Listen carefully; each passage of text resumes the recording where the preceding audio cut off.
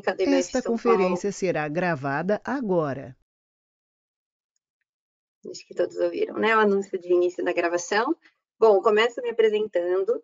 Eu sou a coordenadora da Comissão Técnica do IBF São Paulo de Tesouraria e Gestão de Riscos. No IBF nós temos algumas comissões técnicas, temos também de mercado de capitais, controladoria, tributos, e adicionalmente eu sou diretora financeira, de planejamento financeiro e gestão de riscos na STT. A STT é uma das maiores geradoras de energia do Brasil, e eu também fui por bastante tempo diretora de tesouraria. A ES, ela, compartilhando brevemente, ela tem uma cultura muito forte de gestão de risco, consolidada. Nós, por muitos anos, trabalhamos com o heatmap, com o mapa de riscos, gerindo os que são, né, monitorando, enfim, gerindo junto com cada risk owner os riscos prioritários para a companhia, com reportes direto para o presidente no Brasil, para os heads de todos os países que nós temos reporte, e também para conselho de administração e fiscal. Adicionalmente, como gestora de risco, eu liderei um comitê de crise que foi criado rapidamente no início da nossa crise gerada pela pandemia, tendo muita interação com todas as frentes de ações que foram sendo criadas pelas áreas, para primeiro entender o que estava acontecendo, né, como consequência, ou enfim, nesse novo contexto, para nós dessa crise, como brasileiros vivemos outras, mas enfim, nessa situação, e depois estruturar planos de mitigação com muita agilidade, foi necessário, né, esse pouco tempo, acho que todos aqui viveram isso. Ao longo do tempo, a gente identificou o quanto esse momento foi uma oportunidade para a gente se aprofundar em riscos, até principalmente os riscos já existentes. Acho que teve um grande aprendizado sobre a identificação de novos, né, essa agilidade de consolidação, de comunicação, de como geri-los, mas acho que o principal aprendizado, eu diria, no meio de tantos, foi o quanto a gente pôde nos aprofundar em riscos já existentes num contexto como esse, ainda não conhecido por tantos anos, né? E por isso o aprofundamento.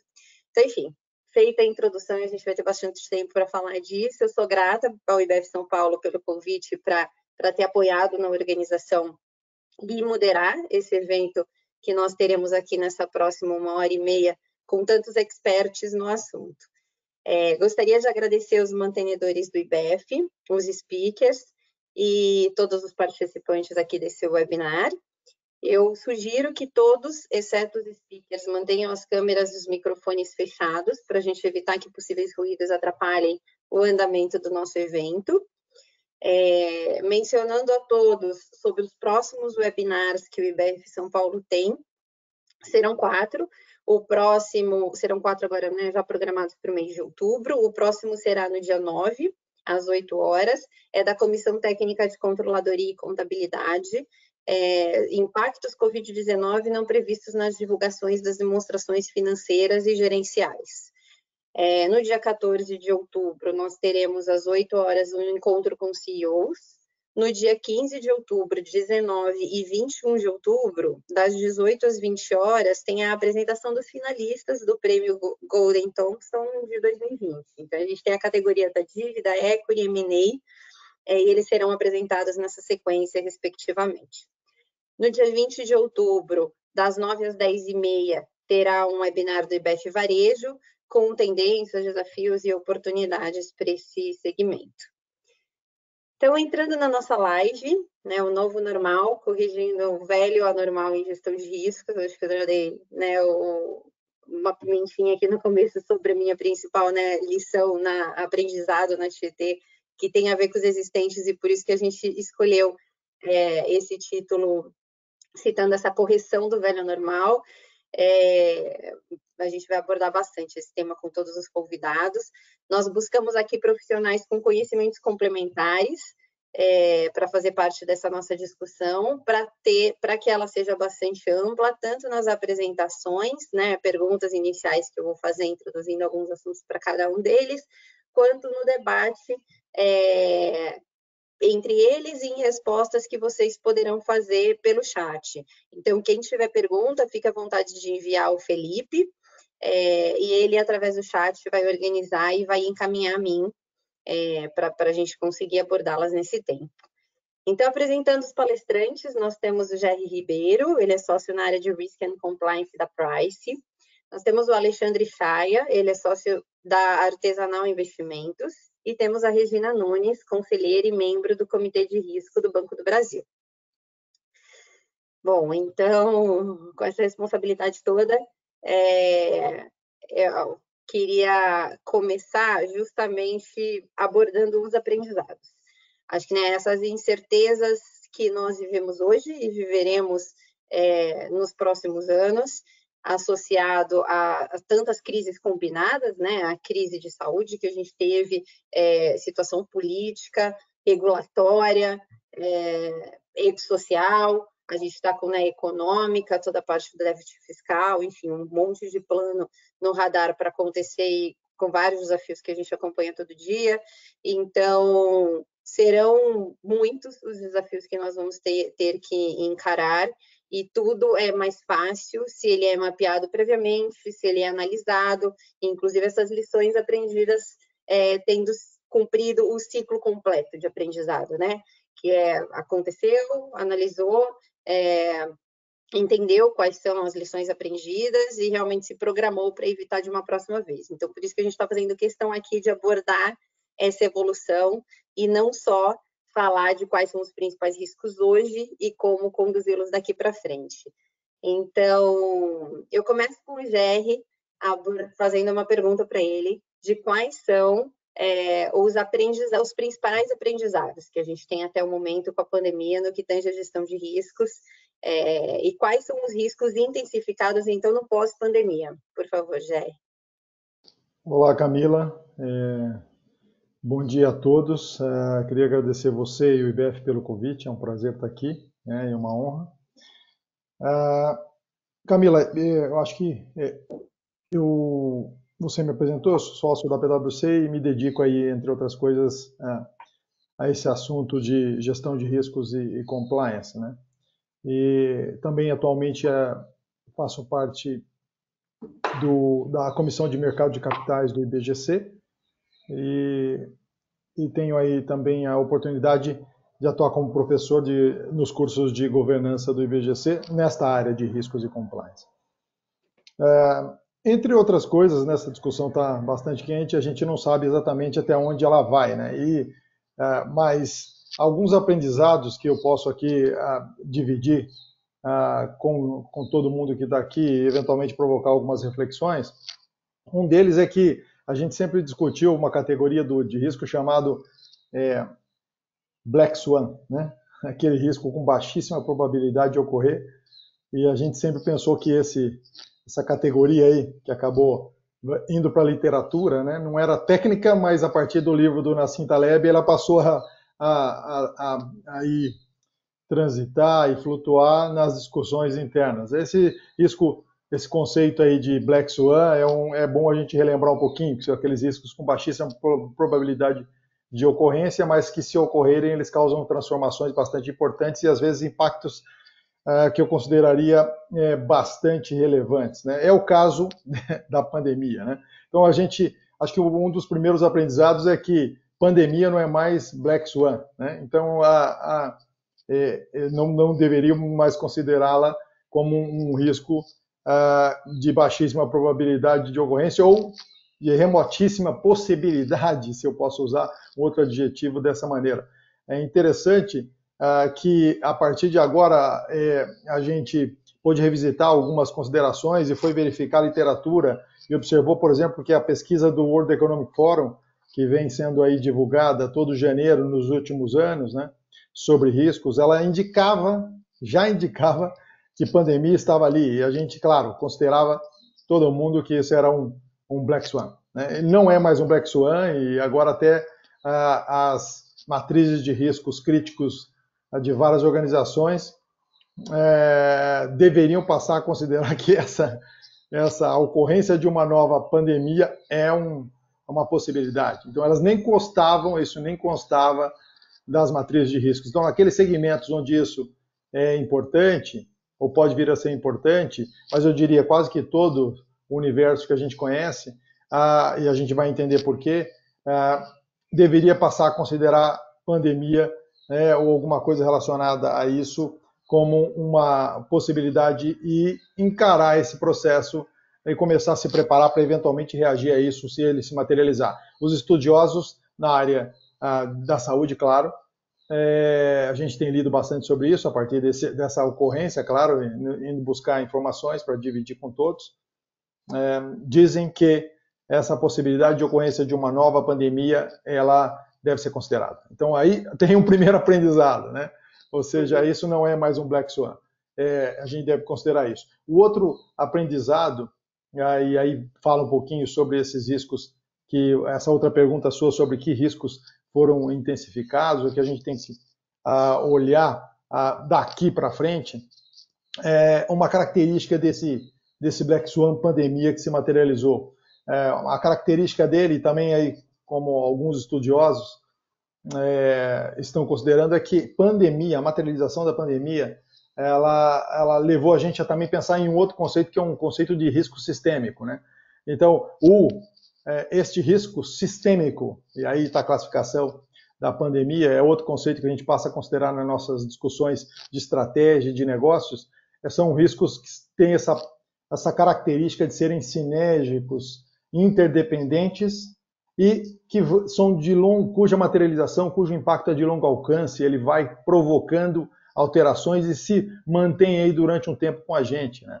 É interessante olhar essa classificação, porque essa classificação ou esse conceito que eu estou trazendo aqui de risco sistêmico, ele tem uma característica, entre outras coisas, que é causar uma falha geral em alguns aspectos. Então, se você pensar que nós estamos há quase 7 meses, vamos considerar isso e assumir isso, 7 meses de pandemia no Brasil, você percebe como esse conceito de risco sistêmico, falha geral, ele se enquadra muito bem sobre o que a gente tem vivenciado, né? As transformações, né, que isso tem causado em todos os setores, os diversos setores, nos nossos negócios como um todo, né? E aí, tomando esses dois conceitos que eu acho que são interessantes, tanto do Black Swan e a pandemia deixando de ser um Black Swan e passando a ser considerado como uma realidade potencial nos nossos cenários dentro das nossas organizações. E o outro, que a gente aprendeu que um Black Swan dessa magnitude, ele tem uma característica de risco sistêmico, nos ensina que nós devemos olhar para as nossas estruturas e pensar na resiliência das nossas organizações para enfrentar crises realmente relevantes, né? Então, outra crise relacionada a isso que são crises relacionadas, são crises financeiras, né, muito importantes, né, como a gente já teve, infelizmente, aqui no nosso país. Então, você percebe que isso é importante. Interessante também, indo para a segunda parte da sua questão, que quais são esses riscos que foram intensificados, e aqui eu também vou trazer um pouquinho daquelas transformações que essa pandemia causou e onde ele está causando, vamos dizer assim, novos olhares ou pedindo que a gente tenha novos olhares para a nossa estratégia, né? Olhando para o futuro. Então, começando por aqui que riscos foram intensificados, que é uma das suas perguntas. Claro que todo mundo, em virtude da digitalização acelerada dos negócios, e a gente sabe que tem setores e organizações que tinham perto de zero, como negócios feitos por e-commerce, e de repente, depois de 5 meses, estava com aproximadamente 50% dos seus negócios sendo feitos via loja virtual, né? Só para ter uma ideia disso, e crescendo. Quer dizer, a gente também percebeu que vários negócios tiveram o seu valuation alterado para cima, muito em virtude da sua capacidade de já ter aí uma presença forte no ambiente virtual, que todos nós aqui estamos nos beneficiando. Então, claro que um dos riscos que já estavam aí, estavam sendo discutidos, destacados em diversos fóruns, mas que foram intensificados e nós temos que prestar atenção muito, de maneira bastante como é que eu diria, cuidadosa, é o risco de cybersecurity. Quer dizer, com essa digitalização acelerada dos negócios que todos nós vivenciamos, né, o cybersecurity e as perdas eventuais do não tratamento ou não proteção, a criação de mecanismos para proteger os nossos negócios de falhas de cyber causadas por cyberataques, aí nós temos que prestar atenção nisso. Quer dizer, em termos de riscos potencializados que já estavam aí, cyber risks é uma classe de riscos aí que eu destacaria que a gente tem que prestar atenção, porque se a gente não estiver prestando atenção, a gente talvez esteja tomando um nível de risco com um apetite exatamente ou eventualmente não condizente com aquilo que a diretoria executiva e o conselho esperam. Um outro detalhe importante são falhas que a gente chama de falhas em infraestrutura e processos críticos. E aqui, esses riscos, eles, por essa característica de risco sistêmico, de impacto de longo alcance, alguns desses você percebe que eles não vão mudar, ou seja, eles vão continuar aí por um tempo com a gente. E esse segundo que eu vou dizer também se enquadra nesse aspecto, que são falhas em infraestrutura e processos críticos. E por que isso? Porque, claro, tem uma pressão muito grande por redução de custo, né? Existe uma pressão emocional muito forte nas pessoas, e, claro, os negócios são tocados por pessoas, como nós aqui, e isso pode levar a falhas humanas que eventualmente não aconteceriam, né? E um outro aspecto também que tem a ver com essa falha em infraestrutura ou processo crítico da organização potencial, né, tem a ver com a cadeia de valor. Claro que esse mesmo ambiente de pressão, né, por redução de custos, pressão emocional, também, e aí numa visão um pouco mais ampla, pode causar e causou em diversos setores o que a gente chama de uma degradação da cadeia de valor. Então, pontos, elos importantes da sua cadeia de valor podem estar tomando um risco desnecessário e você não conhece e eventualmente levar a alguma disrupção que você não gostaria de enfrentar nesse momento. E eu queria destacar que esse assunto, esse aspecto relacionado a falhas em infraestrutura e processos críticos e essa degradação de cadeia de valor é especialmente importante, se eu posso colocar dessa maneira, no retorno às atividades normais. Vamos dizer assim que nós estamos no início dessa retomada,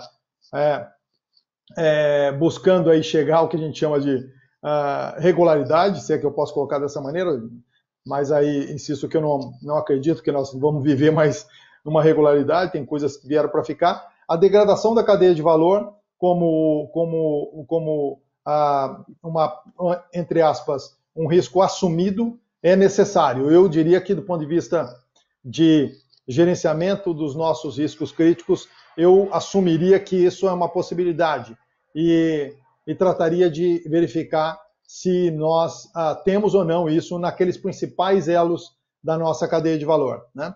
E o terceiro risco, que a gente chama de risco potencializado ou intensificado, mas que conversa muito com o ambiente da pandemia, então eu espero que daqui para frente ele possa eventualmente diminuir, né, quer dizer, a possibilidade ou a probabilidade dele acontecer, são os riscos relacionados à fraude e corrupção.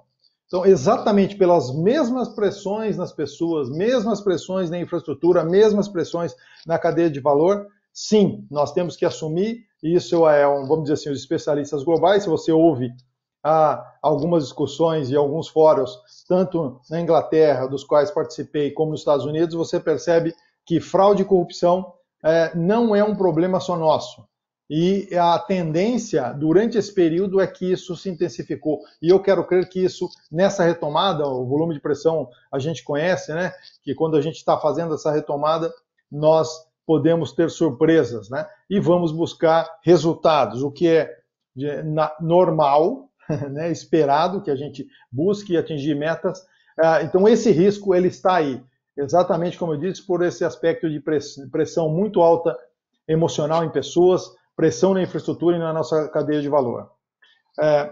Olhando para o futuro, e aí esses três aspectos que eu destaquei há pouco de riscos, eu diria que só fraude e corrupção, que vamos dizer assim, eu vejo que ele não vai, vamos dizer assim, essa intensificação não vai continuar tanta, se não regular daqui para frente.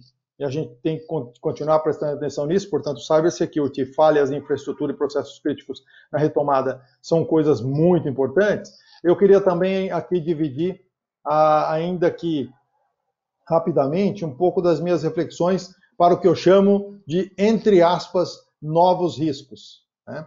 Então, quais seriam esses aspectos? O primeiro aspecto, eu diria que são o que eu chamo de riscos estratégicos, ou aqueles riscos que vão passar a desafiar, né, a nossa estratégia. Então, a estratégia desenhada para os negócios, e aí me permita voltar um pouquinho, até antes da pandemia, até fevereiro, eles precisam, essa estratégia foi desenhada dentro de determinados cenários que, sinceramente, eles não existem mais hoje, ou pelo menos não existem como estavam desenhados naquele momento.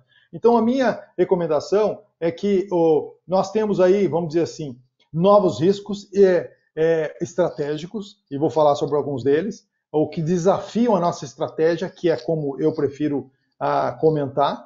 Né? Então, uma das imposições é que esses cenários, né, sobre os quais desenhamos as nossas estratégias precisam ser reavaliados. Então, aquelas premissas, e claro, todo mundo aqui conhece esses conceitos muito bem, eu trabalho com premissas para desenhar cenários e a partir desses cenários eu reafirmo, confirmo, redefino, ajusto minha estratégia. Então, esses cenários, né, não são mais como eram, eles precisam ser reavaliados. E por que eles precisam ser reavaliados? Porque há uma intensificação na adoção de novas tecnologias, nunca foi tão veloz essa adoção. Essa adoção de novas tecnologias, ela cresceu assim, numa velocidade absurda. Então, aquele cenário estratégico e aqueles objetivos estratégicos que eu tinha até antes da pandemia, eles precisam ser reavaliados em virtude dessa intensificação na adoção de novas tecnologias, que o mundo inteiro e a nossa cadeia de valor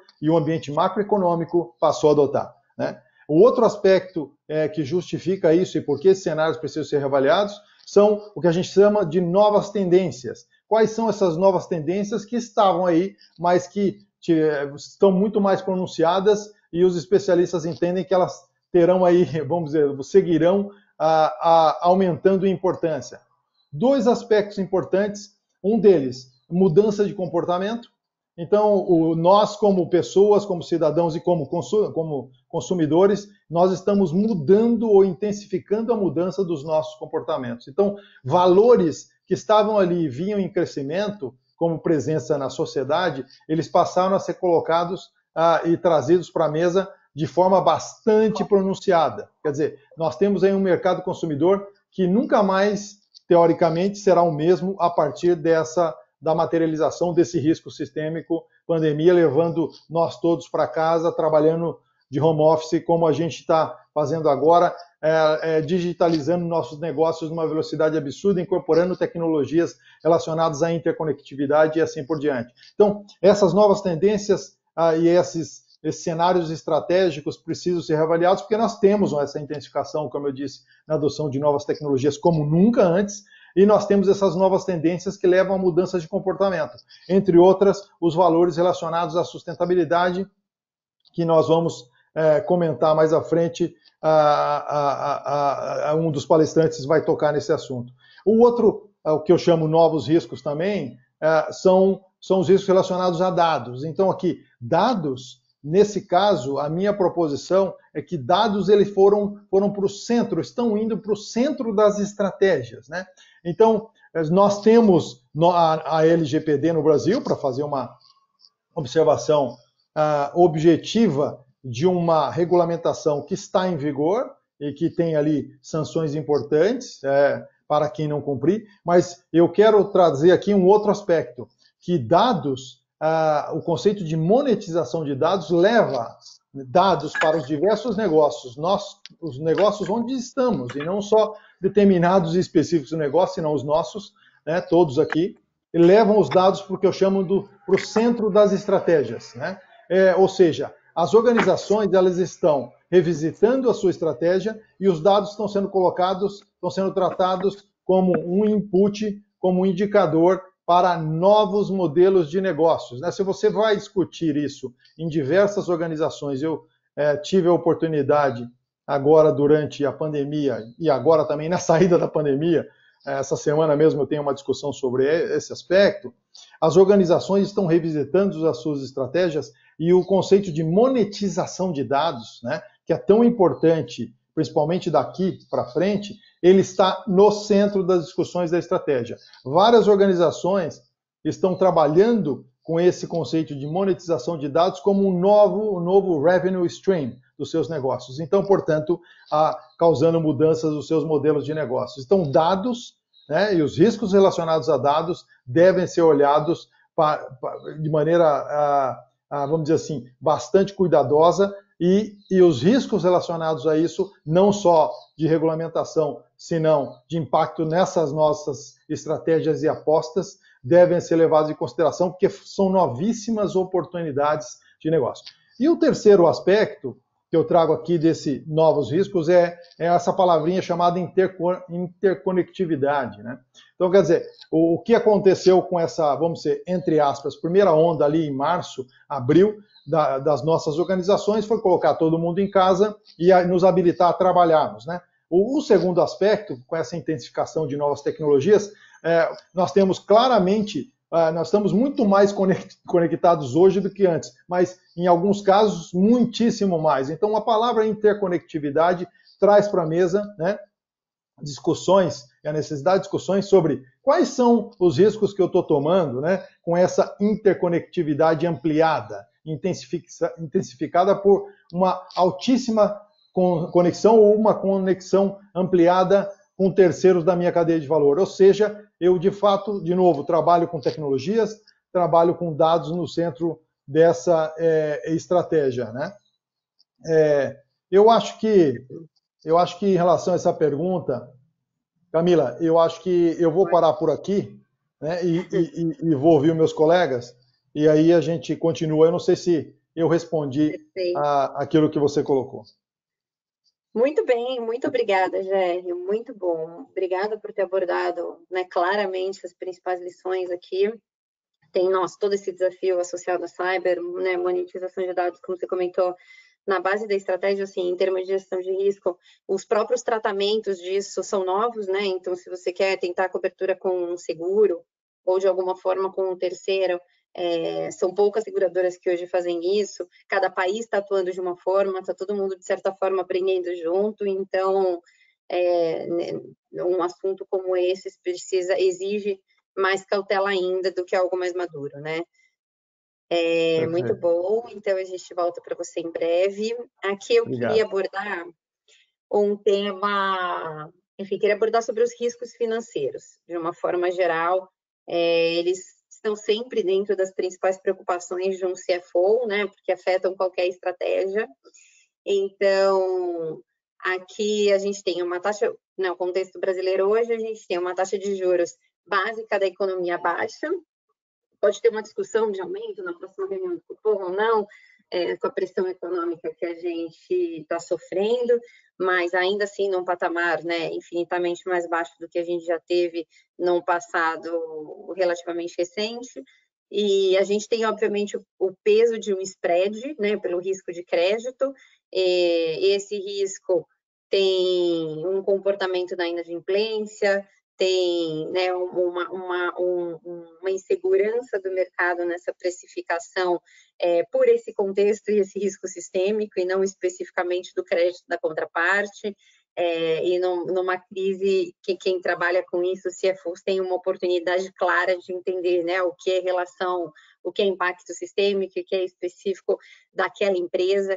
E, sem dúvida, aí a gente vai também abordar mais para frente a questão de quem tem transparência de suas informações, uma governança clara, acaba sendo menos impactado em termos de liquidez num momento como esses. Mas, enfim, é um contexto, de uma forma geral, que os spreads foram retomados a patamares, dependendo do nome aí da empresa ou do setor, para até já o pré-crise, e outros não, mas que de certa forma está mais gerenciável. Tem a inflação, que a gente tem dois lados, né? A gente tem um tempo para a retomada do IPCA, por outro lado, a gente tem o IGPM preocupando bastante, A gente tem uma alta influência de câmbio no preço das commodities, que está pressionando vários setores, né? Construção civil, por exemplo, dentre outros. Então, enfim, algo bastante relevante. E tem o câmbio, né? Câmbio eu não vou nem fazer minha introdução, eu vou deixar com o Alexandre, porque realmente, assim, acho que seria interessante abordar tanto as principais razões para essa volatilidade, como lidar com isso, né? Porque, enfim, é isso. Já passamos por outras crises, mas, assim, independente disso, o Brasil sempre está lá no ranking dos países que mais sofrem com volatilidade, né? Tem esses cenários de estresse intensificados com muita facilidade. Então, a nossa vida financeira fica muito mais complicada com isso. Então, Alexandre, por favor, se puder comentar sobre esses riscos financeiros. Claro, obrigado pela oportunidade de falar, uma boa apresentação. O Jerry falou muito bem dessa parte macro, que eu acho importante. Quando você pensa em risco, o risco, na verdade, ele tem várias segmentações. Vou falar um pouco da minha experiência antes de começar a falar. Então, até por conta de poder falar de todos os riscos, não só de riscos financeiros, eu desenvolvi minha carreira toda no mercado financeiro. Eu trabalhei já em banco, já fui chefe de tesouraria de banco.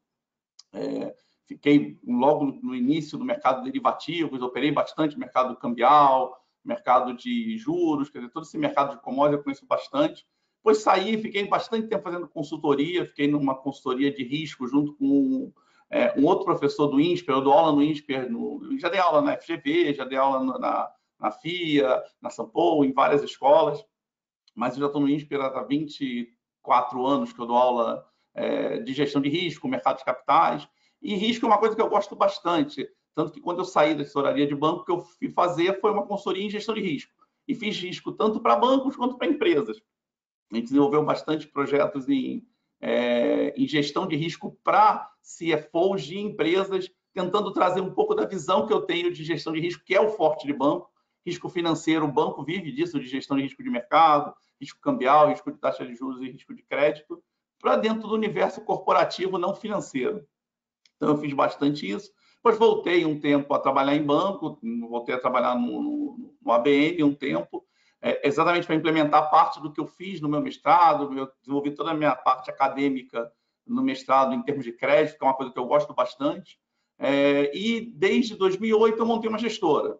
Então, eu cuido, na verdade, dessa gestora, uma gestora especializada em operação de crédito. E nessa gestora eu cuido da parte de riscos, gestão de risco, compliance, parte toda de informação gerencial, além de montagem de operação estruturada. E o que eu queria trazer, quando a gente até conversou para esse debate, é um pouco o risco financeiro, que é um desses riscos.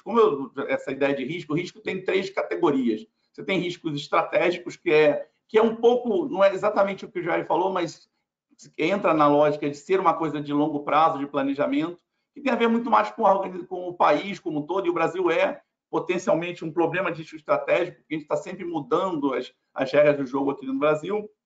Você tem que pensar bastante o que você tem que planejar para o futuro, não só o teu negócio, o teu business risk, que é o outro risco, que nesse ponto o Jair falou bastante, tem a ver com risco de dados, riscos de demanda, todos os riscos associados ao meu negócio. Então, o risco estratégico é um pouco mais amplo, ele tem a ver com o país.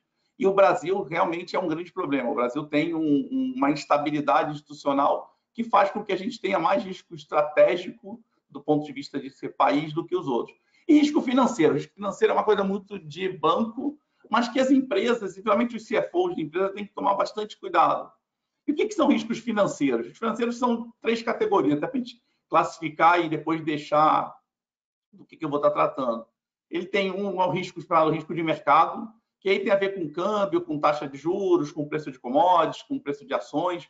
Então, esse risco é o que eu vou estar falando bastante, é o que eu me especializei, vindo do mercado financeiro. Risco de crédito, e aí pode ser tanto do ponto de vista da empresa emprestando dinheiro ou financiando o cliente, eu vou estar falando desses 2 lados, quanto da empresa tomando dinheiro. E nesse ponto de tomar dinheiro, eu acho que é legal o que a gente vai estar discutindo na sequência do que eu vou estar falando, exatamente como é que eu posso melhorar a percepção que as pessoas têm sobre o meu crédito, a minha capacidade de pagamento. Isso tem a ver com uma melhora do teu planejamento de risco de negócio, todas essas preocupações com segurança, com novos riscos que estão sendo tomados nessa situação do novo normal, ou desse emergente que a gente vai ter pós a crise toda. Então, é importante a gente mostrar que existe uma consistência depois da crise, do ponto de vista de planejamento, de negócio, como de qualidade dos meus indicadores financeiros. E aí, toda essa parte de indicador financeiro reforça bastante a capacidade de crédito. E, por último, risco de liquidez, que tem a ver com capacidade de honrar seus compromissos em termos de ter caixa. Esse é o risco que eu vou estar tratando menos, até porque ele é mais complicado, ele é uma grande preocupação. O CFO, quando começou, a grande preocupação dele, a ideia de um CFO era cuidar de manter a empresa líquida, ter esse planejamento de caixa, ter esses gaps de caixa, mas a gente evoluiu muito mais agora para se preocupar com os riscos de mercado, e as empresas cada vez mais estão focadas nessa. E dentro de risco de mercado, o que é importante? Quais são os dois principais riscos de mercado para empresas? É câmbio e juros. Então, os juros, você até acabou de falar, o juros está muito baixo no Brasil, e esse é uma oportunidade e uma preocupação. Então, a oportunidade do ponto de vista de captação, de crédito, de você, de alguma forma, poder melhorar seu planejamento de caixa. E eu acho que para você sair mais fortalecido dessa crise, basicamente o que aconteceu no início da crise, de todas as empresas, todo mundo que eu conversei de empresas, todos os CFOs, a primeira preocupação deles foi trazer caixa para dentro da empresa, se preocupar com o caixa. O caixa foi um ponto muito forte no início da crise. Todo mundo tinha muita incerteza da capacidade do mercado, de qual seria o impacto, qual seria, vamos dizer, o tamanho do tombo que o Brasil vai ter e o mundo. Então, a primeira coisa que as empresas fizeram foi recolher tudo quanto é liquidez possível para ter caixa, suportar o caixa para um período de incerteza. Então, esse é um ponto importante. Os juros baixos abriu uma oportunidade para as empresas de começar a reestruturar, não sair só simplesmente do mercado bancário, de crédito bancário, e começar a estruturar operações mais sofisticadas. E eu acho que esse é um dos papéis que o CFO tem que pensar estrategicamente, como eu posso pensar em termos de captação futura e de instrumentos futuros que vão gerar menor oportunidade, um menor planejamento do meu caixa, somente nessas situações que antes eram situações muito atípicas, que eram o que o Gério está falando, de situações que você poderia ter aí, ninguém acreditava que ia acontecer, e hoje viraram situações mais não normais. Uma pandemia não é uma coisa normal, eventos extremos não são coisas normais, mas são mais possíveis do que eram no passado. Então, eu acho que você planejar bem, estruturar teu caixa e deixar de ter uma gestão de curto prazo e começar a pensar numa gestão mais de médio e longo prazo para o teu caixa ajuda a você planejar melhor. Então, isso é importante com esse nível de juros. E o câmbio é que é o grande problema hoje do Brasil. A maior parte dos CFOs, a maior parte das empresas e os CFOs, por conseguinte, que têm operação internacional, tanto de exportação, dívidas, grandes empresas todas acessam o mercado internacional, até pelo histórico de juros altos que o Brasil tinha.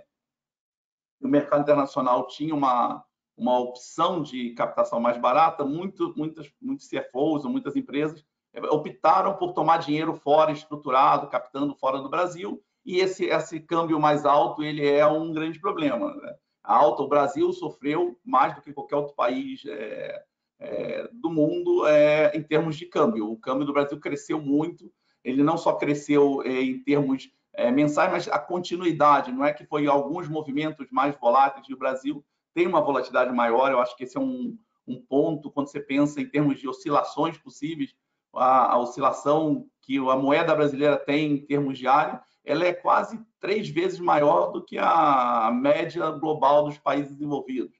Então, quando você está falando em câmbio no Brasil, o risco brasileiro, ele, em termos de cenários de altas e de quedas, são 3 vezes maior do que um país desenvolvido. Então, para um CFO num país desenvolvido, é muito mais simples pensar em câmbio, porque sabe que as oscilações são bem menores, a estabilidade da moeda é bem menor. No Brasil, não. O Brasil, essa incerteza é muito grande.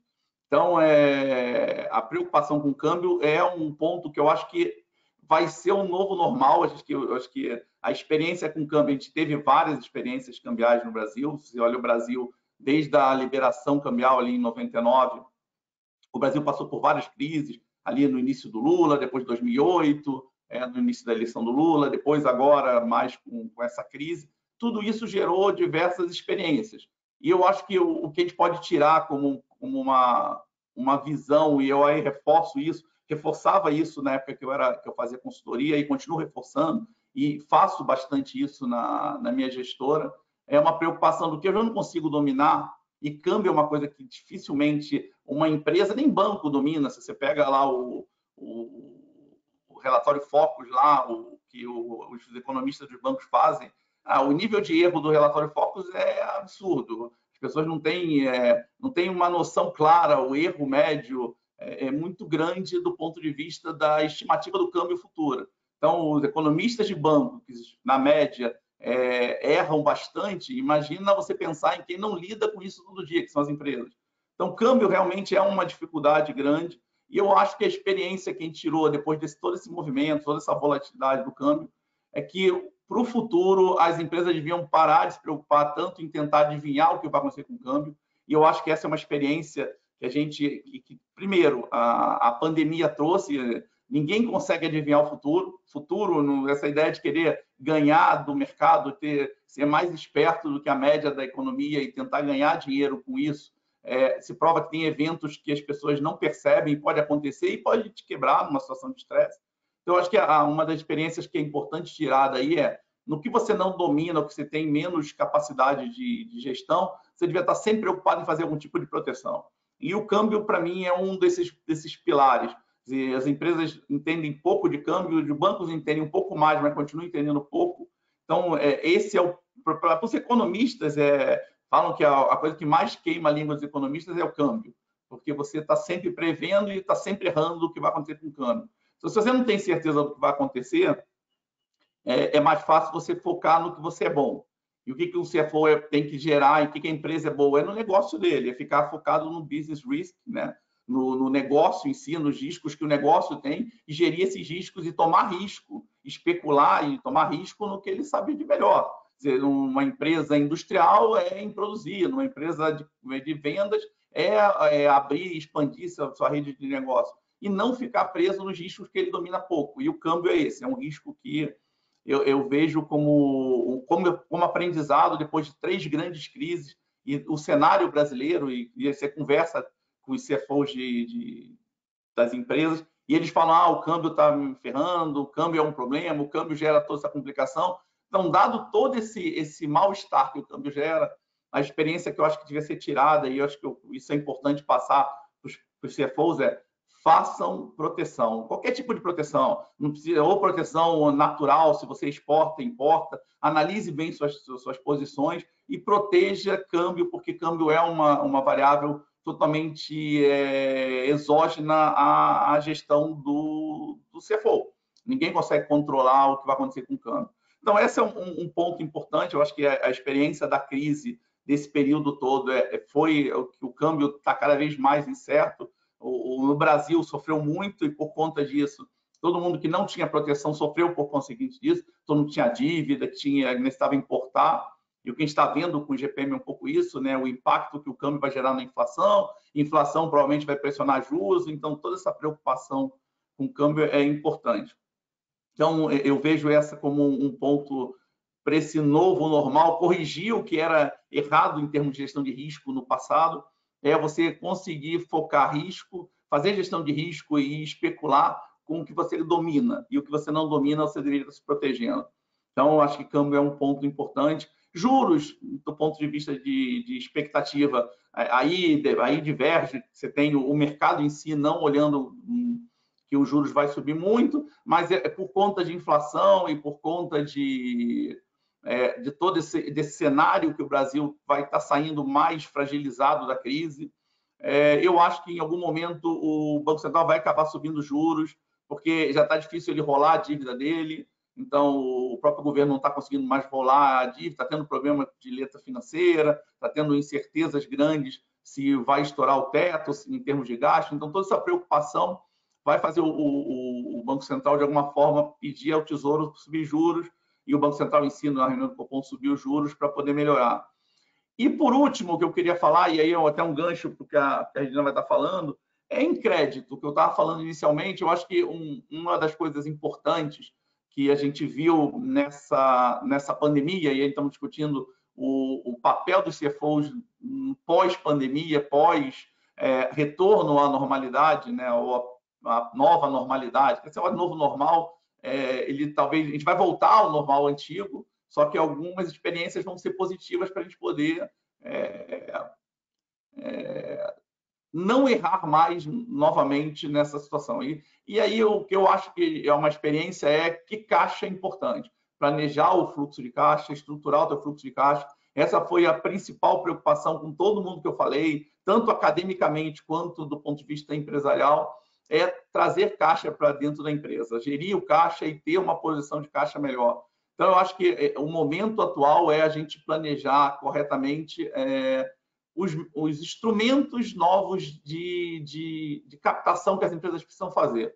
E, nesse ponto, eu acho que melhorar a sua governança, ter uma fotografia mais organizada da empresa, você provar que você faz gestão de risco e câmbio, se você mostra que você tem uma proteção cambial melhor, isso melhora teu crédito, porque te mostra menos sensível a uma variável que o mercado sabe, o mercado que dá crédito, né, o mercado financeiro em geral dá crédito, ele percebe isso como uma vantagem, quem faz melhor governança, então você tem uma capacidade de captar melhor. Então, acho que crédito, planejamento, usar o mercado de capitais, eu acho que a tendência agora é de você fazer mais captações no mercado de capitais, usando instrumentos estruturados, debêntures ou algum tipo de nota estruturada de captação, ele vai ganhar força no mercado, porque um outro ponto importante, com esses juros baixos, ou com juros, mesmo voltando, o Banco Central subindo juros, a gente não está falando em voltar para 14%,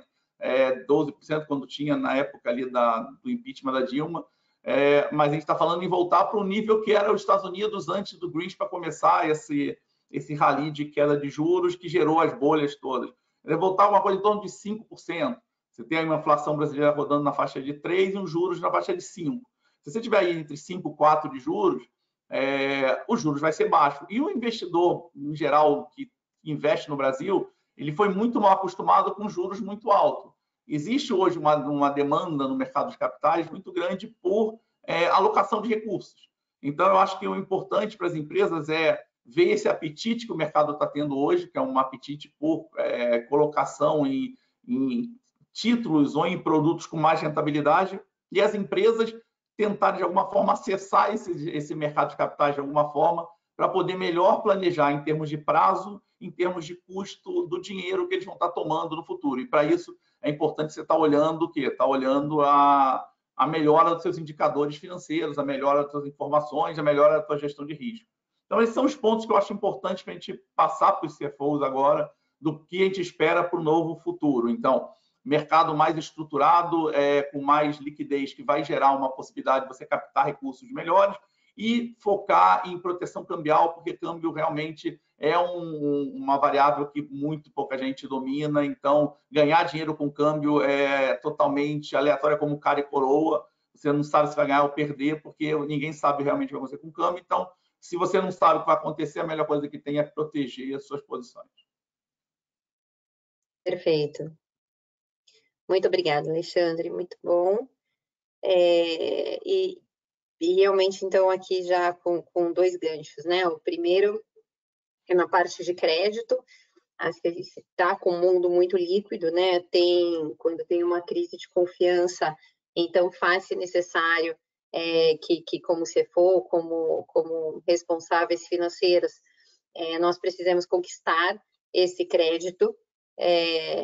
Então, existe liquidez, existe o dinheiro, a gente precisa trabalhar nessa parte de governança para, de fato, conquistar esse crédito no melhor custo de oportunidade possível para manter nossa estratégia e em várias situações, se beneficiar de oportunidades criadas nesse contexto.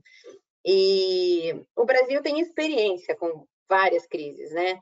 Então, volatilidade não é algo que o brasileiro desconhece, a gente teve vários momentos difíceis, e por isso tem o aprendizado dessa, mas tem sim essa evolução de governança que é muito mais longa do que isso.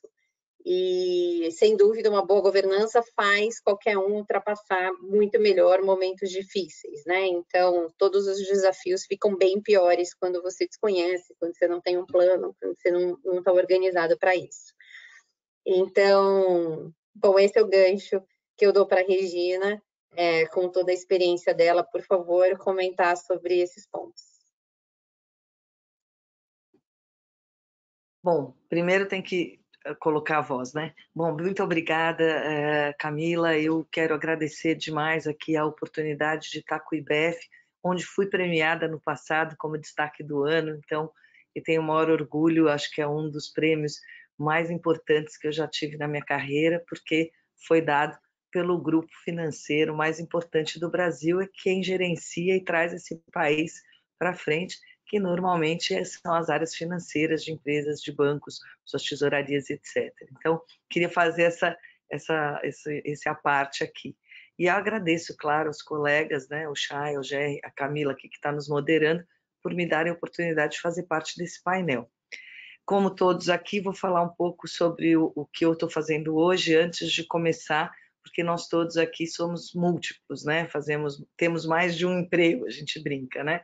Então, eu sou sócia fundadora de uma empresa chamada RNA Capital. Hoje, a gente faz gestão financeira junto com as empresas ou instituições que precisam da nossa ajuda ou que gostariam de ter a nossa ajuda.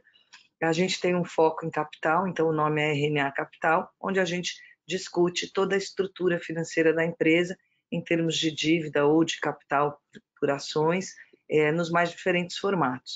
E essa empresa hoje tem 1 ano e meio de existência e foi muito interessante, obviamente, estar passando pela crise da Covid-19 com uma empresa exatamente focada na área financeira. Além disso, e tão importante quanto, eu sou membro do conselho da Iberdrola, empresa de energia na Espanha, sou membro e lá também sou membro do Comitê de Auditoria e Risco. Então, foi muito interessante, porque é uma empresa que tem investimentos em vários países, 8 principais, mas estamos em praticamente 40 países. Então, foi muito interessante ser parte do conselho e ser do Comitê de Auditoria e Risco, que gerencia tudo que a gente está falando aqui. E sou do conselho do IRB-RE, que é uma resseguradora da maior importância, não só para o Brasil, como para a América Latina, e que tem padrões aí globais. E lá também sou do comitê de risco, mas lá eu sou a coordenadora do comitê. Acho que nem eu imaginava que oportunidade seria estar nessas posições no momento em que veio a Covid-19 com as diferentes visões. E como a Camila falou aqui, uma coisa é você analisar o risco quando você está dentro de uma empresa, que é o que a gente faz como consultor, apesar de ser de fora, a gente está analisando a empresa por dentro e procurando captação de capital no mercado, né? No mercado financeiro, nas suas múltiplas e diferentes formas. Como é interessante você participar, talvez, de uma visão global de como vai se gerenciar os riscos no setor que talvez seja, se não o mais importante, um dos mais importantes, que é o setor de energia para os países, para as empresas, e está numa resseguradora que olha todos os riscos e que está dando as garantias ou não para que as próprias seguradoras possam fazer seus movimentos. E esse nome do nosso... dito isso, né, vou partir aqui para o nome do nosso evento de hoje, que é o Novo Anormal, que eu e a Camila conversando, colocamos aí o Corrigindo o Velho Anormal em Gestão de Risco, porque tinha muita coisa de anormal, muita coisa de conversa, e que não estava realmente implementada e vista como deveria em determinadas empresas, e em outras estava. E aí você vai ver a grande diferença de você passar por uma crise com mais ou menos sustos, sabendo que essa crise realmente mudou vários parâmetros para várias empresas. Mas o que a gente percebeu em todos os momentos, nas diferentes oportunidades que eu tive de estar administrando risco nesses formatos, numa empresa de consultoria, ou nos conselhos, ou nos comitês de risco, que eu agora vou mencionar o Comitê de Risco do Banco do Brasil, lá não sou membro do conselho, como foi interessante. E aí, dito tudo isso, eu quero dizer para vocês que aqui eu falo em meu nome, eu não falo por nenhuma das entidades, inclusive a RNA Capital, que é a empresa que eu represento e que sou sócia fundadora, não falo em termos dos comitês, porque aqui eu estou dando as minhas opiniões, as minhas visões, dentro do que eu posso falar publicamente de todos os riscos que eu vejo, e que nada é a opinião das empresas que eu participo hoje nos diferentes formatos, tá?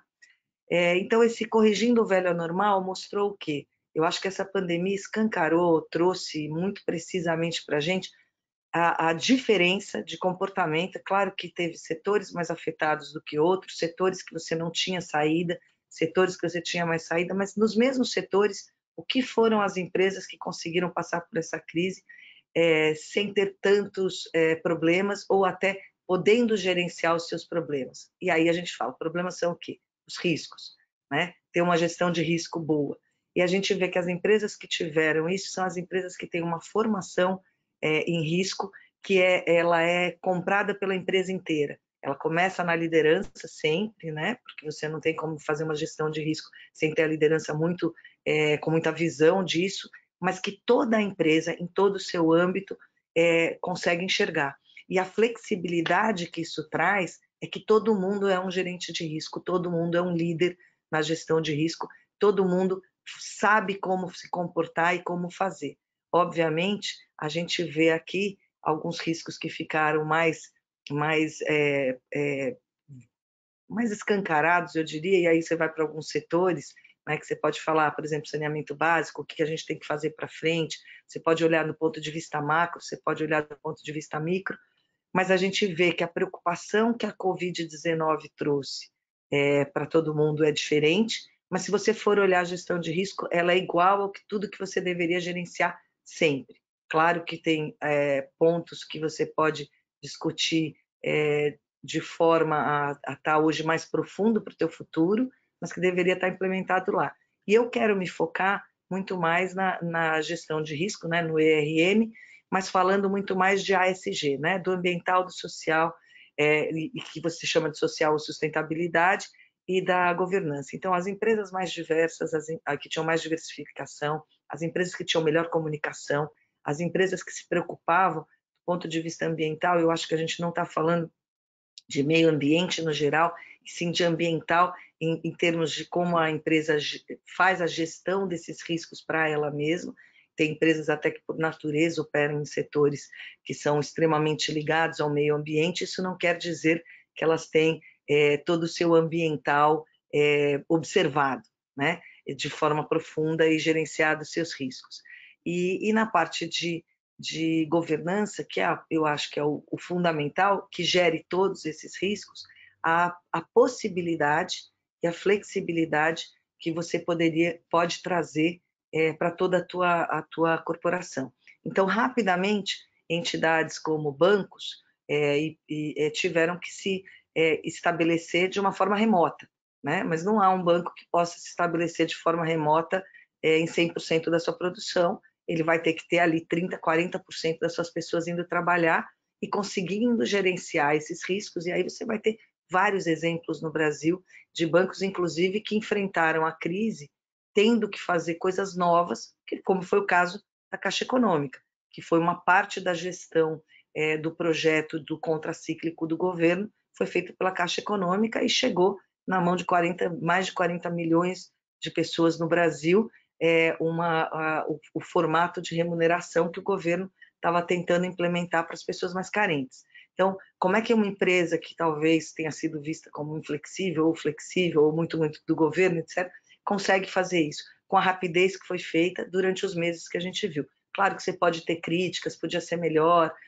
podia ser diferente, a gente sempre vai conseguir ver opiniões e críticas mais fortes ou mais posicionadas para o bem e para o mal, mas aconteceu. Eles fizeram a gestão desse risco. Então, trazendo aqui o que a gente vê, isso sempre vai estar na capacidade que a empresa teve antes da crise de gerenciar todos os riscos, e aí eu posso falar do câmbio, o quanto ela tinha de cobertura para esses riscos, ou como ela deveria fazer.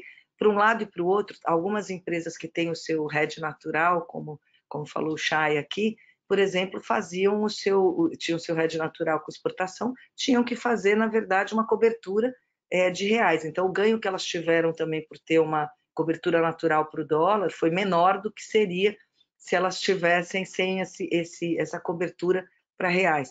Então, mas isso faz com que a gente pensasse, não, era melhor ter menos? Não, é importante você, inclusive, nesse momento, fazer uma demonstração da avaliação de risco do passado, mas risco tem que ser sempre pensado para o futuro, né?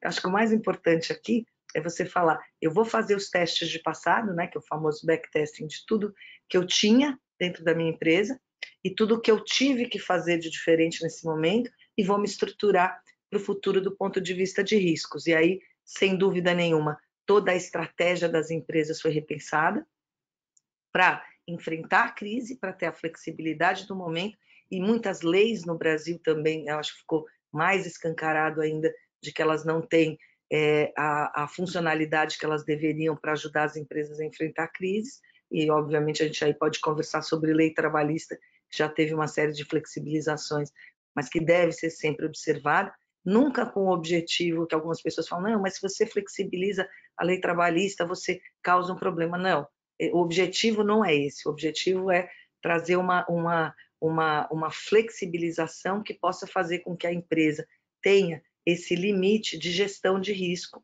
que ela precisa ter. E, obviamente, o funcionário também tem essa gestão de risco, né?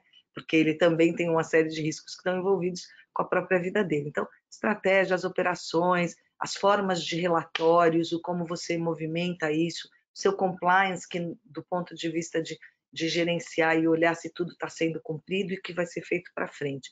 E aí, a gente falando um pouco mais de ASG, né, da parte ambiental, social e de governança, de novo, as grandes empresas que conseguem fazer gestão de riscos, elas normalmente, por serem grandes, né, elas têm, e aí eu estou falando grande em tamanho mesmo, em tamanho até de penetração de mercado, etc., elas, na verdade, são vistas como as empresas que têm que ter uma gestão de risco muito mais forte, e normalmente para ter esse sucesso elas têm, mas as empresas de médio, de pequeno porte, elas têm que ter uma gestão de risco muito ampla também, porque elas também são mais frágeis do ponto de vista de caixa, de competitividade, de histórico, e as mudanças que a gente vê nesse momento é que a Covid-19, ela corrige alguns velhos anormais, né, de discussão, e aí eu não estou falando só de você ter a possibilidade de trabalho remoto para quem você pode, e etc., que hoje fica evidenciado que é importante que as empresas tenham, mas ela traz muito do questionamento de toda essa gestão de risco, capacidade de diversidade da empresa, de habilidade de comunicação, porque essa habilidade da comunicação, acho que foi, se não foi a mais importante, junto com todas as outras habilidades que você tinha que ter, ela é uma delas de novo, porque como é que você comunicava para todo mundo num momento em que, abruptamente, em poucas semanas, se tomou uma decisão mundial e aqui no Brasil, de formatos de trabalhos diferenciados. Então, ela traz uma discussão de governança, de comunicação, de sustentabilidade do negócio muito importante, mas trouxe também essa parte do ambiental e das críticas que eu não consigo, eu não sou tão científica assim para falar de vírus e etc., de se esses vírus vêm porque você tem um impacto ambiental ou não, ou maior ou menor, mas conversa-se mais sobre essas mudanças ambientais, não só na gestão do seu próprio negócio, como até da gestão de como você está gerenciando a parte mais macro. E aí a gente vai para aquelas discussões que, na verdade, para nós que trabalhamos no dia a dia das empresas, e principalmente para quem está nos ouvindo aqui, os CFOs e tudo mais, eu acho que vem aí uma parte que economicamente é muito importante para todo mundo. Quem tem um melhor ASG dentro do seu ERM, né, do seu Enterprise Risk Management, a sua parte de ambiental, sustentabilidade e social, né? Você pode chamar esse F como você quiser, governança, quem está mais forte, tem realmente uma capacidade. E aí você vai ver uma empresa como a Suzano fazendo o segundo bond, né, debênture, e aí o mercado aí, o debênture não, o segundo bond aí sustentável do mundo e o primeiro da América Latina, teve uma precificação ainda muito abaixo de todas as captações que eles faziam no futuro. Então, assim, existe um ambiente onde você tem em torno, e aí cada um vai falar de um número, mas que a gente sabe que hoje se somam em mais de 100 bilhões de dólares aí no mundo, focados em olhar as empresas que fazem a ESG, isso daí é um número que a gente vê lá da ONU no PRI, e você tem todas as outras instituições que fazem avaliações de risco muito mais preocupadas se esse ASG é observado hoje das pequenas, das médias e das grandes empresas, como é feito. E o grande problema também é uma dificuldade de métrica comparáveis para se provar isso. Então, se você, no comparativo, todo mundo que faz essas métricas hoje faz com padrões diferentes. Então, eu diria o seguinte, como é que as empresas vão superar esse ponto? Através de mostrar em testes delas mesmas, no seu passado, quão eficiente elas foram e quais são as mudanças que elas estão fazendo no Enterprise Risk Management, né, no seu ERM, na sua gestão de risco, para que no futuro, e sempre gestão de risco é para o futuro, elas não vão enfrentar os problemas que elas enfrentaram nesse momento e vão estar preparadas com diversidade, com comunicação, com integração, com equipe, para os problemas que virão no futuro, que sempre vão ser diferentes dos do passado, né? Em condições de temperatura e pressão normais, riscos que a gente tem hoje já estão incorporados, como eu tenho que gerir esses riscos, como eu posso demonstrar como a minha empresa funcionou e o que eu estou preparando para o futuro. E aí fazendo esses testes para trás, para mostrar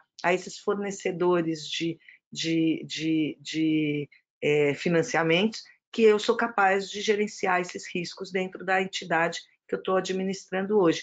E que eu sou capaz e que toda a empresa está hoje imbuída dessa gestão de risco. Entende, bem comunicado, e que vai estar sendo o seu próprio compliance, né? Que a gente fala que a primeira linha de defesa da gente é a empresa inteira. Eu sei que todo mundo gosta de falar primeira, segunda, terceira, quem que faz, mas na verdade são as pessoas que vão estar dentro dessa empresa, que entendem os riscos, que entendem o quanto controlar esses riscos é importante e o quanto provar que eu controlei é importante. Talvez tão ou mais importante do que controlar é conseguir ter documentação para provar que eu controlo esse risco. E isso eu faço para o passado, a prova do controle. Agora, para o futuro, eu coloco os ajustes desses controles, porque por melhor que eu tenha passado por esta crise de hoje na Covid-19, ou por mais difícil que ela tenha sido para a entidade onde eu estou, passar por essa crise, se eu conseguir passar por essa crise, eu tenho tempo de fazer ajustes, e se eu passei de forma melhorada, eu também não posso relaxar dizendo que, então, olha, agora tivemos um sucesso nessa parte, portanto, não, gestão de risco tem que ser um constante movimento de melhoria e que sempre vai ter que estar preparado para o que você não consegue medir. Para estar preparado, o conceito de diversidade, ele não tem a ver com outra coisa do que ter a capacidade de ter pessoas que conseguem questionar o que a empresa faz e como faz por todo o tempo, de baixo para cima e de cima para baixo. E aqui eu paro por aqui para deixar aberto aí para as perguntas, porque eu acho que a gente ainda tem algum tempo, mas menos do que a gente gostaria, provavelmente, para ouvir quem está nos assistindo aí nessa live. Obrigada. Muito bom. Muito obrigada. Muito esclarecedor e acho que complementar, né? A palavra que eu tenho mais usado, acho que super importante, Regina, esse reforço, e especialmente da conversão, né? De tudo que já é feito, obviamente tem um plano de melhoria, dependendo do estágio de cada empresa e do negócio em si, do setor que atua, né? De ser mais ou menos sustentável, mas esse processo de conversão em ganho, né? Trazendo oportunidades para a empresa, muitas vezes toma tempo. Tem regras específicas de certificações, de contextos de publicações e tal, mas que o mercado está amadurecendo para cada vez mais reconhecer esse esforço e transformar isso em finanças, né? Em ganhos financeiros, em oportunidades. Então, que continue esse estímulo, principalmente na velocidade de evolução, como ocorrido nos últimos meses, para que as empresas intensifiquem a atenção nos assuntos. A gente mesmo na STT sempre foi 100% renovável, ela é majoritariamente hídrica, as hídricas são no estado de São Paulo, e a gente tem crescido através de aquisições e desenvolvimento de projetos próprios, tanto eólica e solar, Então, assim, é um portfólio 100% verde, mas que a gente não trabalhava tanto em como demonstrar isso. E daí, nos últimos anos, a gente conseguiu desenvolver certificados de energia renovável para quem compra, né? Toda a questão de, enfim, a gente faz parte do índice de sustentabilidade há bastante tempo, mas trabalhar melhor na parte de relação com investidores, de ter um bonde. A gente foi a primeira empresa que fez ou emitiu uma debenture no mercado local solar para financiar um projeto solar com um selo verde. Então, assim, teve zero de melhora de taxa ou de flexibilização de covenant, mas reputacionalmente foi muito importante para a companhia e um incentivo para o mercado. Então, enfim, acho que acho que são muito válidas essas iniciativas de todos que podem fazê-la, e assim, né, a importância vai sendo reforçada para todos. Bom, a gente tem ainda mais, né, 15 minutos aqui, 10 antes dos agradecimentos finais, então, para os convidados, eu reforço para ficarem à disposição para fazer qualquer pergunta aqui pelo chat, que nós estamos à disposição para responder.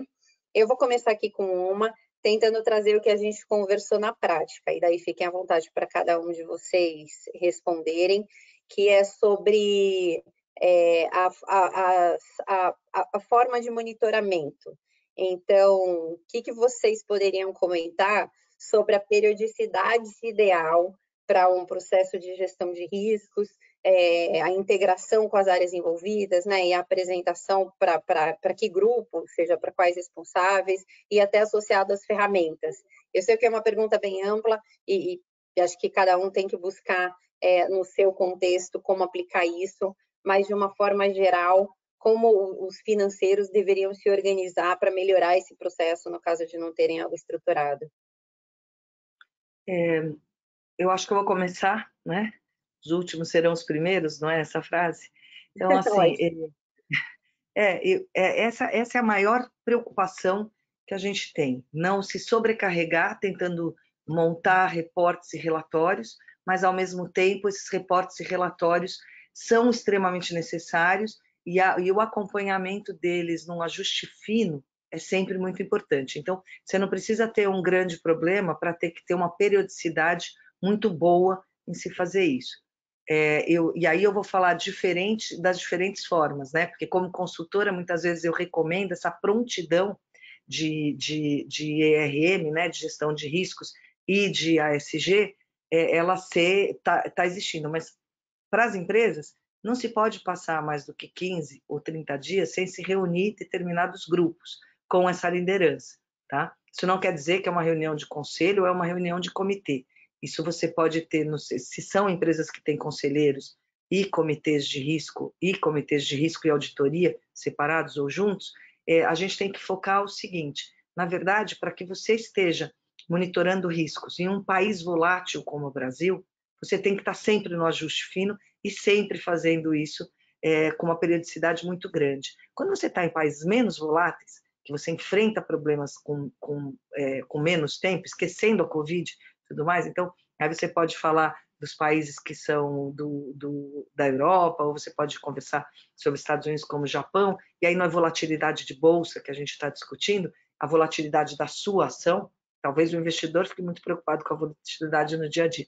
Mas gerenciamento de risco não se deve não se reunir com a gerência de risco, etc., com mais do que 15, 30 dias para fazer ajustes finos. Nesse momento, eu acho, de pandemia, a gente viu as empresas fazendo muito mais reuniões sobre isso, que talvez tenham que ter um ajuste. Então, eu diria assim, ponto é o conteúdo, né? Então, se você tem já os seus mecanismos estruturados que estão funcionando bem, talvez uma reunião a cada 15, a cada 30 dias, com os diferentes jogadores, né, aqui dessa gestão de risco, seja importante em termos de gerência e de diretoria de risco, que aí engloba os CFOs e quem estiver na sua respectiva, e aí se você vai até toda a diretoria executiva é uma outra discussão. E aí a integração da operação, que às vezes não é uma operação financeira, né? Eu felizmente estou em algumas empresas que são financeiras e outras que têm uma operação de produção, e aí eu diria que a operação e a gestão de riscos do ponto de vista financeiro tem que ter esse casamento de 15 a 30 dias. Não tem jeito. E aí se refazer para os próximos 30. Então, a gestão de risco é ter uma visão de 12 meses, de 5 anos de projeção, de 3 anos de projeção, em 12 meses. Mas a gestão do dia a dia do risco, ela é de 15, de 30 com seu ajuste fino, né? E aí você projeta para frente. E fazer os testes do que está funcionando, você pode discutir se é a área de compliance, se é a área de gestão de risco, se a sua, o seu apetite a risco tem ou não que ser revisto. Claro que ele não pode estar extrapolado, mas você tem que mensalmente estar dizendo o que você imagina que vai acontecer com ele e apertar esses parafusos. Essa é a minha visão. E como comitês de risco, onde eu sou coordenadora, nós nos reunimos normalmente uma vez por mês, né? Tem muitas empresas que preferem 2, 3 meses. Aonde eu não sou coordenadora, aí normalmente é 2 a 3 meses. A visão de uma pessoa de risco, ela é sempre de ajuste fino. Não preciso ter um grande problema para precisar fazer ajuste, né? Então eu falo como coordenadora. Agora, como conselheira, claro que existe um mínimo de reuniões de conselho, e daí você vai ter toda essa gestão de riscos junto com os nossos diretores executivos, fazendo propostas do que eles acreditam que foi melhor ou pior, mas aí a quantidade de reuniões é muito mais uma decisão do próprio conselho para ter essa discussão. Mas gestão de risco tem que ser vista em todas as reuniões de conselho. E certamente, né, os comitês de auditoria, se forem o de risco juntos, ótimos, mas o de auditoria, eu acredito que também em toda reunião tem que trazer o seu relatório. Legal. E até trazendo algo que você já comentou também sobre o empoderamento dos risk owners, né? Eu acho que a gente tem que ter, porque você nunca vai ter uma área de gestão de risco de 50 pessoas. Claro. Você pode ter 3, 4 ou talvez 10, dependendo da estrutura da empresa, e se você aloca essa responsabilidade numa área de gestão de riscos que concentra isso, ou que delega e que consolida a informação. Então, né, você tem que ter especialistas no assunto para saber fazer a pergunta certa para cada tipo de risco e entender os impactos em cada dimensão. Então, isso precisa, acho que esses conceitos precisam estar muito claros, né? Os critérios para medir as probabilidades, impactos, enfim, precisam estar muito claros e sempre, então, com essa cultura disseminada através dos responsáveis por gestão de riscos, mas essa delegação e empoderamento, né, para que essa cultura seja realmente disseminada para toda a organização, só reforçando o que você já comentou, é essencial. Isso daí que você falou é extremamente importante. Eu acho que o que eu quis frisar na hora que eu falei exatamente isso, o empoderamento de cada um de ser o líder do risco, não importa o seu nível na empresa. Agora, é muito interessante, você falou, as áreas de risco elas não devem ser grandes em nenhuma empresa, a não ser que você esteja numa empresa de risco, como é um banco. Você está a tua operação é risco, é claro que a disseminação de pessoas de risco em todas as áreas, mas ela não deve ser grande. Por quê? Porque o risco ele é holístico e não cabe a essas pessoas realmente fazerem. Elas têm que trazer de todas as áreas essa visão de risco e gerenciar ela com todas as pessoas. Então, é bem importante que isso seja dito. Muita gente acredita que ter bastante gente na área de risco é bom. Não é bom, é conflitante, inclusive. A área de risco tem que saber mexer como você mexe como um tocador de piano, como alguém que está manipulando os riscos, é trazer todo mundo para discutir esse risco e te dizer a visão deles. E aí você faz conclusões em cima dele e gerencia risco e discute risco e aí sim você empodera todas as pessoas. Vem muito mais da área financeira, da área de operação, da área de governança, do que você está escrevendo, do compliance. É esse o maior ponto. Se vê gestão de risco como uma área de risco que atinge tudo, não é. Ao contrário, ela tem que estar gerenciando com todas as áreas as diferentes e multiplicidades que você tem no risco e implementando o tempo todo, com muita comunicação e gestão, mas inflexível do ponto de vista, muita flexibilidade e muita inflexibilidade do ponto de vista de cobertura de riscos que você acredita que são mais importantes e que podem prejudicar a tua empresa de forma mais forte. E a diversidade nessa comunicação também faz diferença. Perfeito. Eu só queria complementar que no caso que a Regina falou faz sentido do ponto de vista da empresa como um todo. Eu acho que o prazo realmente você não pode ter uma gestão de risco que ultrapasse ou uma reunião para ajuste fino que ultrapasse 15 dias, porque os riscos vão mudando o tempo inteiro. única coisa que eu acho que tem que dar um destaque no Brasil, e é o que eu falei desde o início, o Brasil ele é, por natureza, um país que tem... ele é grande do ponto de vista de mercado e tem um grau de mudanças, de instabilidade muito grande. Então, acho que para o Brasil você tem que ter, na tua parte de gestão de risco, basicamente 2 segmentos de informação. Informações recorrentes, informações que você tem que manter, que são diárias, para aí sim a área de risco mexe bastante com isso, mas também trabalhar um pouco com alguns cenários extremos, eventos muito fora da normalidade, que esses deveriam ter algum tipo de alerta para o conselho ou para a diretoria, dizendo para ele, olha, a gente está aumentando a possibilidade de acontecer um evento mais disruptivo. Então, esse risco tem que ser olhado bastante, porque no Brasil a gente vive problemas de eventos disruptivos que geram perdas absurdas. Então, você precisa ter um controle também dessa parte de estresse, não só do risco, ajuste fino ali do risco diário, tático, mas do ponto de vista do risco de eventos extremos, você precisa ter uma recorrência grande e mostrando que a probabilidade está aumentando, a tempestade está chegando, não adianta quando ela chegar você avisar para a diretoria, você tem que estar mostrando que a tempestade está chegando. Ela ainda está longe, mas você tem que mostrar cada vez mais esses pontos que vão lá na frente gerar toda essa complicação. Maravilha. Concordo totalmente com os meus colegas, principalmente porque o risco pode se materializar, né? E esse comentário do Shaya sobre tentar projetar cenários. O risco é porque ele não se materializou, pelo menos se materializou agora. Recentemente eu estou tentando me preparar para que ele ou não se materialize, ou se materializar eu consiga evitar que as perdas sejam relevantes. Então, é um exercício constante dessa natureza. Eu acho que, diante desse cenário, eu queria destacar 2 coisas que a gente tem em poucos minutos, né, Camila? Um deles é que a gente não pode subestimar os riscos no Brasil, e esse processo precisa ser incorporado pelas organizações. Ele precisa ser incorporado pelas organizações, precisa ter disciplina, e o poder está com o dono do risco, ou seja, o diretor comercial é o dono dos riscos comerciais, o diretor financeiro é o dono dos riscos financeiros, o diretor de tesouraria é o dono dos riscos de tesouraria, e o diretor de operações para dar alguns exemplos, o diretor de TI é o dono. Então, a definição tem que estar na política de riscos, e a responsabilidade tem que estar claramente distribuída. O outro aspecto que eu destacaria, e tem a ver com a fala dos meus 2 colegas panelistas, é que existem determinados riscos, são riscos que não podem aguardar o fórum quinzenal ou mensal dentro da diretoria executiva, que eu concordo com a Regina, é um mínimo que nós precisamos ter. Isso tem que fazer, o monitoramento dos principais riscos tem que ser quinzenal ou mensal, até em situação de irregularidade, vamos falar assim.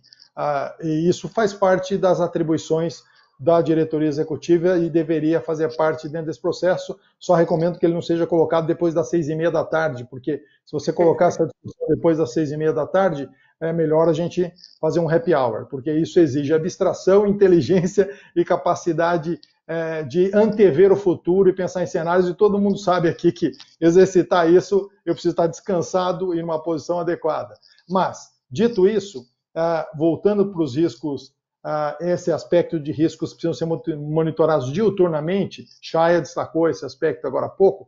Existem determinados riscos, nós não estamos falando de 40, nós estamos falando de às vezes 3, 4 riscos que precisam ter. Primeiro, ferramental para que a gente consiga fazer monitoramento diário. Vou dar um exemplo, e é só a título de exemplo. Se eu tenho uma barragem na minha organização, esse risco não pode esperar a discussão quinzenal ou mensal. Eu preciso estar monitorando o risco diuturnamente. E, neste caso, é um exemplo extremo que eu estou dando aqui, mas eu poderia falar de uma infraestrutura crítica de tecnologia da informação, que para o meu negócio, né, determina se eu vou faturar hoje, né, sei lá, 10 milhões, 20 milhões, ou se não, se eu ficar fora do ar, então é crítico.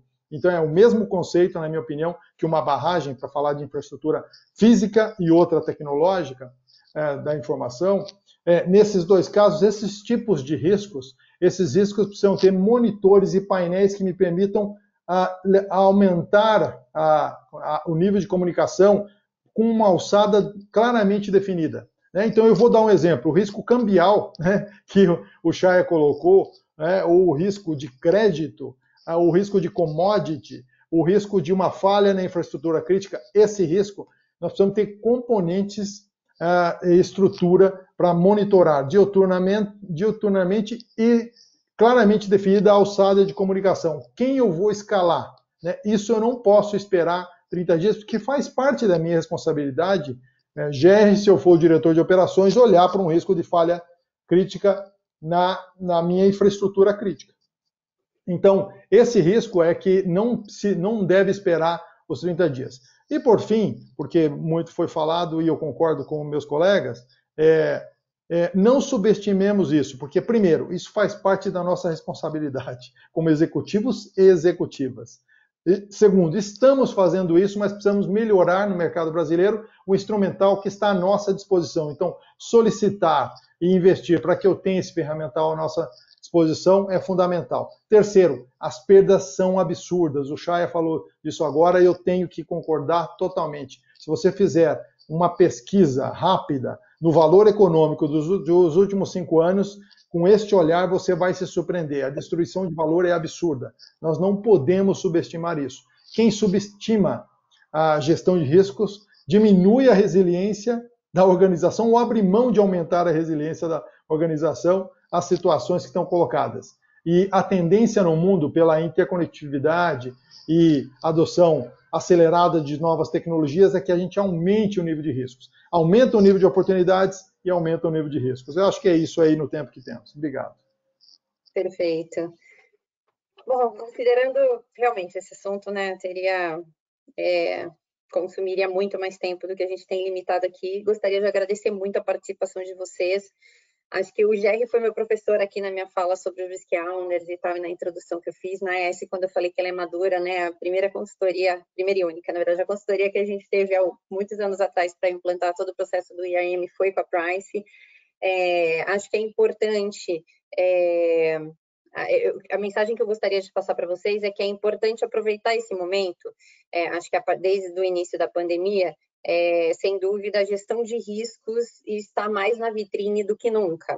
A gente sabe o quanto é um desafio nas organizações a discussão orçamentária. Então, considerando que está na vitrine não só para os sócios, mas para todos os stakeholders, acho que aproveitem essa oportunidade e não só façam o que é obrigatório, porque já se tornou urgente, mas tentem realmente implantar processos e trazer, enfim, aproveitem a oportunidade para trazer benefícios na gestão de riscos como um todo, nas organizações que vocês atuam, porque vale a pena. Enfim, os resultados vão aparecendo ao longo do processo. É difícil quantificar, obviamente, em um evento como esse, seriam inúmeras conversas e ainda assim é muito customizado o processo em cada empresa, em cada negócio. Então, aproveita essa oportunidade para intensificar esse trabalho. E gostaria de agradecer muito os 3 panelistas, foi extremamente produtivo, espero que tenha sido para todos, e abro um minutinho para cada um fazer o agradecimento final. Posso começar de novo? Pode. Posso? Eu queria muito agradecer aqui a oportunidade novamente, é sempre um prazer. Historicamente trabalho só com risco, faz 35 anos que eu trabalho com risco num país volátil como o Brasil, que é muito bacana, consegui ter uma visão global, mas o mais importante, eu acho, é o reconhecimento de poder estar num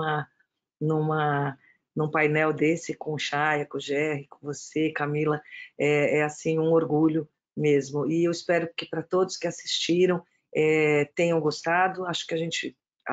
Tenho certeza que a gente tenta abordar todos os pontos de forma bem precisa, mas conto que aqui o IBEF passe meu contato para vocês, para que em qualquer momento, a qualquer hora, vocês possam ter acesso ou conversar comigo, porque no fim também, muito do que a gente sabe e aprende vem de conversas com pessoas como vocês, que no dia a dia estão vendo, às vezes, riscos diferentes do que a gente está.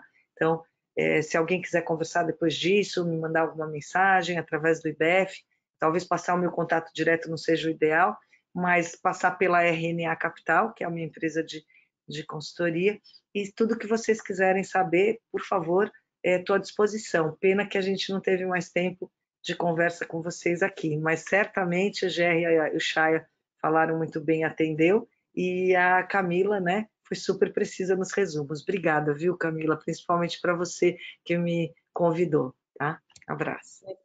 Abraço a todos. Alexandre está no mudo. Eu tentei para não atrapalhar um som alternativo. Primeiro, agradecer pelo convite. É sempre bom falar sobre risco, é uma coisa que eu gosto, estudei sobre isso, trabalho muito tempo com isso, não só com o mercado financeiro, sim, mas com risco. E eu acho que como, vamos dizer, mensagem final que eu queria deixar, eu acho que gestão de risco, as pessoas veem muito, gestão de risco é uma coisa que é obrigatória, é regulatória e que não traz valor. Traz. Gestão de risco necessariamente não quer dizer você acabar com o risco, você encerrar o risco. Gestão de risco é colocar o risco no patamar que você consiga controlar. E tem coisas que você pode assumir mais risco e tem coisas que você pode assumir menos riscos. Que eu acho que a principal mensagem para os CFOs é: se você tem especialidade na empresa, você tem um determinado core business da empresa, esse você tem que assumir risco, você tem que controlar, mas você pode se aventurar a assumir mais risco. E o que você tem menos capacidade ou menos domínio para poder fazer gestão, esse você tem que olhar muito mais os controles e somente muito mais a preocupação com proteção. Então, tudo que você puder, de alguma forma, tirar de problema dentro da empresa, você abre espaço para você focar em coisas que você tem mais capacidade de agregar valor. Eu acho que esse é a principal mensagem de gestão de risco, reduza o risco no que você não consegue dominar e se atire no que você consegue fazer de melhor para você gerar valor agregado para as pessoas. Maravilha, obrigado. Camila, muito obrigado pelo convite, ao IBF pelo convite e a todos que estiveram com a gente aqui nos ouvindo. É uma oportunidade ímpar. Eu queria, talvez, destacar aqui os CFOs, na minha opinião, executiva de finanças, como você, de tesouraria e riscos, são, invariavelmente, eu diria, são os grandes guardiões do negócio da organização. É quase que inexorável esse papel. Então, um ferramental de gerenciamento de riscos, eu diria que é um bom companheiro aí para os executivos e executivas de finanças. E no final do dia, se alguma coisa está errada, acaba olhando para o executivo e executiva de finanças, né? Então, porque tem esse papel de guardião junto com o CEO. Então, eu queria destacar que esse ferramental é importante para isso. E por fim, destacar que, nesse contexto, gerenciar riscos é aumentar a resiliência das organizações e, principalmente, antever oportunidades em melhorar a sua vantagem competitiva em relação ao seu concorrente, né? Isso é tudo no ambiente que nós estamos vivendo, porque vantagem competitiva define se a gente vai ter sucesso ou não. É isso, por aí. Obrigado. Muito bom, excelente. Com isso, encerramos o evento. Bom dia a todos. Até logo. Até logo.